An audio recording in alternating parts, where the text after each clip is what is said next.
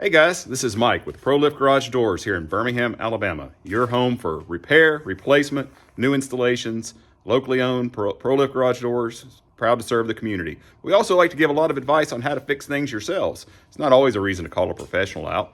We're here if you need us, but let me show you something that might help you out this winter. We're definitely into the colder months and the colder weather.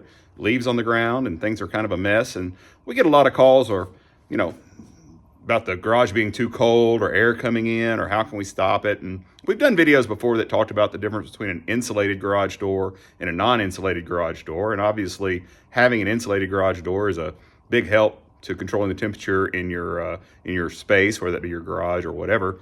But there's also some seals on your garage door, and people don't realize that those seals don't last forever. Usually most of the seals have about a 10-year lifespan, and then they're going to get dry and quit functioning. Once they get dry, they start to chip, break, crumble off the door. They lose their seal. But also, just once they're stiff, they don't seal anymore. And these are things that you can actually do on your own. If you'll notice, I've got the garage door about halfway down here because I wanted to be able to show you one of the most important seals, and that's the one right here on the bottom. And if we can get this camera under here just a little bit, you can kind of see that that's very pliable. It's a very soft seal. And that's the seal that when the door is down, will seal against the concrete. And these dry out, they break up, they break apart. Once they do, you get leaves coming under the door, you get rodents coming under the door, and of course you get air coming under the door. And this is something you can pick up at a big box. You can order it off Amazon. It slides in and out of the garage door. So you can just peel the old one out. It helps spray a little bit of lube in there, like some WD-40 or something in that track, and that'll help you slide that new seal in. And these aren't expensive to replace, and it's something you should definitely do periodically.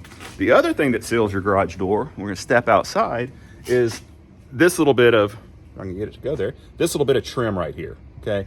This is actually part of your garage door system, not part of your house. And this has a pliable, soft seal, and that seal is what seals against your garage door and keeps air from coming around the sides of the door. These, like in this case, are often painted the trim color of the home, but they are typically white.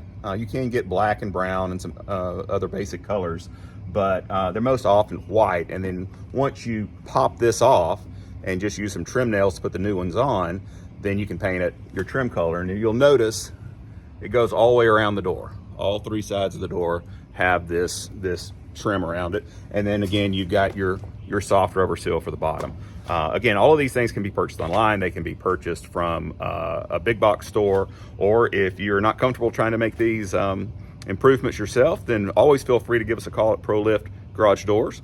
We can be found at proliftdoors.com or by calling 205-215-6105. I hope this helps make your home a little more comfortable and a little bit warmer this winter.